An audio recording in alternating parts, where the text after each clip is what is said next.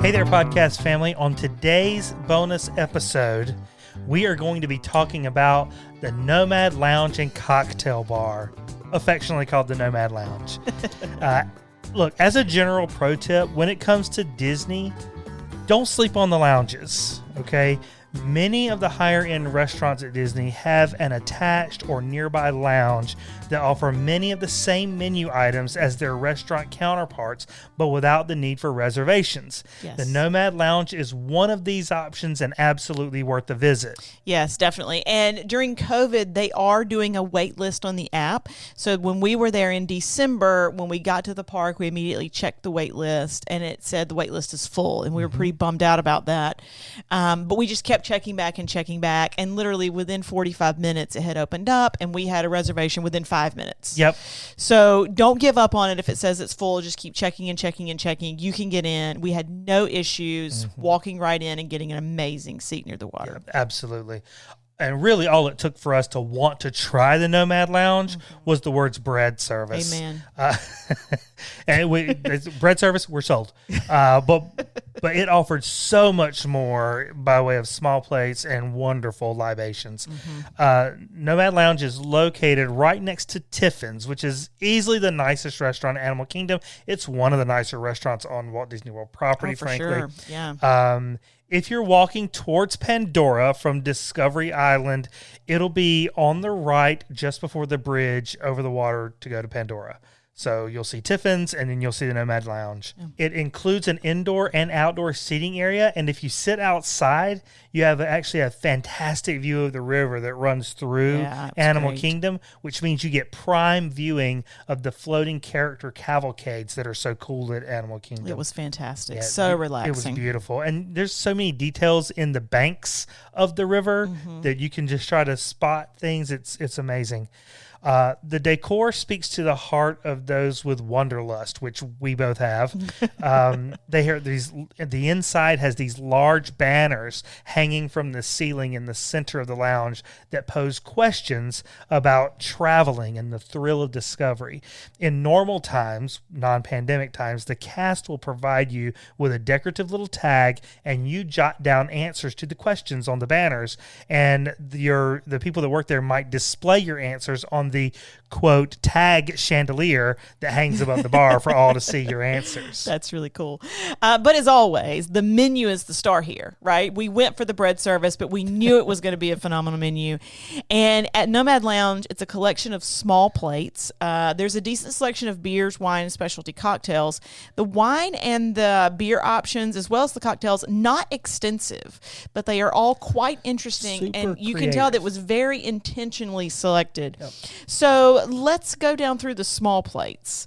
They have, and this is sort of on their standard menu, there's also a specials menu, and we'll hit that too.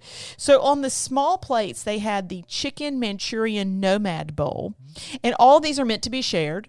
So this is steamed rice, red cabbage, kimchi, and ginger scallion oil and cremini mushrooms. That's $13. The Togarashi Spiced Tuna Nomad Bowl, which is steamed rice, red cabbage, kimchi, ginger scallion oil, and cremini mushrooms as well. We had the other three. We did. Which are the Impossible Sliders with chipotle aioli and yuca fries, the Tiffin's bread service, which comes with, 4 different types of bread? There was the pomegranate focaccia, there was naan, lavash, and there was another one that I can't... Like a really crispy one. Yeah. Yes. And that comes with red pepper hummus, spicy coriander yogurt, and ginger pear chutney for $12. And then churros, which are somehow gluten-free. Yeah, I don't know how they do that. With vanilla crema and chili strawberry, which I'm going to be honest, those things were just amazing. I could have just drank those out of the little container. So we got the Impossible Sliders, obviously, because I'm vegetarian, but what did you think about them? I thought they were fantastic. Yeah. I thought they were delightful. Yeah, there was like a vegetarian booth at the Epcot festival last year.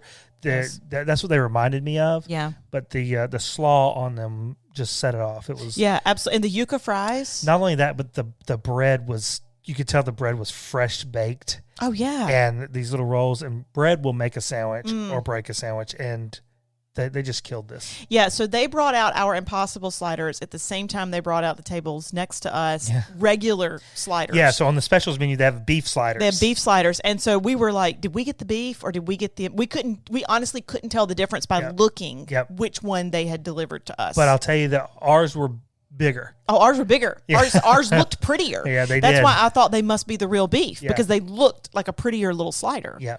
Absolutely. Yeah, for sure. The bread service was as amazing as we thought it was going to be. It is Tiffin's bread service. So you're getting the same bread service at Nomad Lounge that you would get if you had reservations at Tiffin's. That's right. And it was just phenomenal. The dips, so good. The bread, everything about that service, amazing. Yeah. And the churros, I don't even know what to say. The best churros I've ever eaten in my life. And let me tell you something. I've eaten a million churros.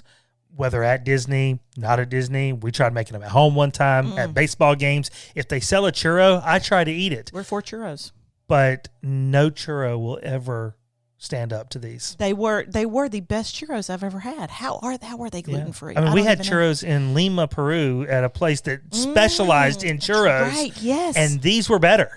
These were better. That chili spice strawberry. So good. Oh, my gosh. And the vanilla, sauces did really make it. Man, they made good. it. So we highly recommend those three on the regular menu. The bread service, please don't miss the bread service. Don't sleep on that. Yep. Don't skip the Impossible sliders just because it's Impossible meat. And if you go and don't get the churros, you're messing up. And go to just get the churros if you get nothing, get the churros and the bread service. Well, then, so they had several specials while we were there. They had a squash soup, some beef sliders, smoked pork ribs with a sweet soy glaze and an apple jicama slaw, charcuterie board, and a lobster mac and cheese with black diamond cheddar cheese, sherry, and orecchiette pasta. Yeah, buddy. So you got the lobster mac and the smoked pork ribs, so tell us all about them. So those smoked pork ribs were just fall off the bone. They were massive. They were massive.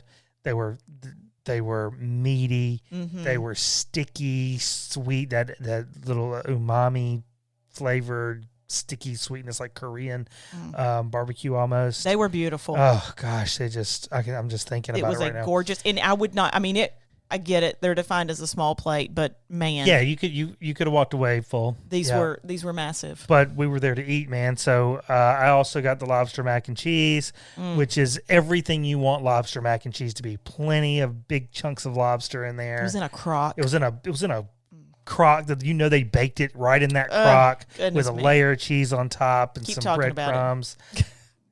It was so decadent. It was, yes, it was rich. So good. It was beautiful. It was gorgeous, gorgeous. We also went for the cocktails, right? No lie. These are cocktails you can't get anywhere else on Disney property. That's a fact. These are unique to Animal Kingdom, right? So a lot of them use liquors that specifically have a tie-in to something to do with Animal Kingdom. That's right. Right. So, for example, the Lamu Libation has Star African rum. Yep. And so then you've also got the Spice Trader Classic and Annapurna Zing, DeLong's Delight, which also has the Star African rum. Yep. Tempting Tigress. It's great. Isn't that great? It's Russell's Reserve 10-year bourbon with an allspice drum, tamarind syrup, and lime juice. I like the name, the Night Monkey. The Night Monkey's fantastic. Plantation Original Dark Rum, guava puree, coffee simple syrup, and lime juice with a hint of cilantro.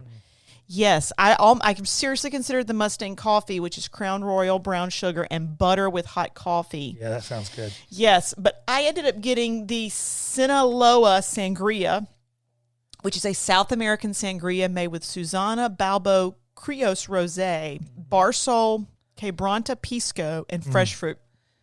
They had me at Pisco. Pisco was the selling factor there. They had me at Pisco, and it was delightful. It was refreshing. Again, you're sitting out on a porch on a perfect day with like people, characters coming by in cavalcades, and I'm sipping on a Pisco sangria. It was fantastic. It's a good day. They also had a Boto Rita and a Hightower Rocks. You had the Snow Leopard Salvation. Tell us about that. It was great. It was very refreshing.